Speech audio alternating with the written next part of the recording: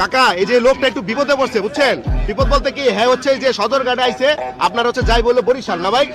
এখন ঘটনা হচ্ছে কি ওনার মানি ব্যাগটা হারিয়ে গেছে, কারণ ওনার পকেটে 200 টাকাই ছিল।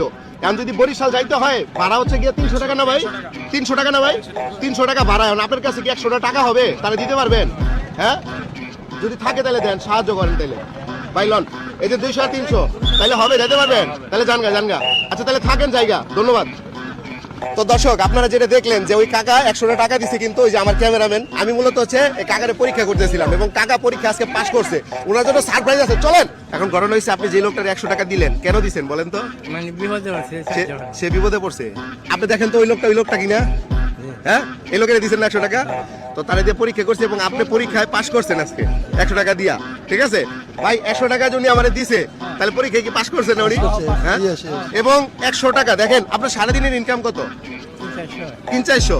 যার সারাদিনের 300-400 টাকা ইনকাম হয় সেই ব্যক্তি যদি 100 টাকা দিয়ে দিতে পারে, ঠিক আছে, এরকম মানুষ কিন্তু খুব কম পাওয়া যায়। তো আজকে কাকার জন্য একটা সারপ্রাইজ আছে। সারপ্রাইজটা হলো আপনি দিছিলেন কত? 100 টাকার 10 গুণ কত? 1000। আজকে আপনার উপহার হইলো 1000। পাইছেন? কেমন লাগতেছে? ভালো লাগতেছে? খুশি আছেন কাকা? ধন্যবাদ। খুশি থাকলে আমি ওইদিকে আপনার একটা ভিডিও করতেছি, ওইদিকে তাকে একটা হাসি দিবেন।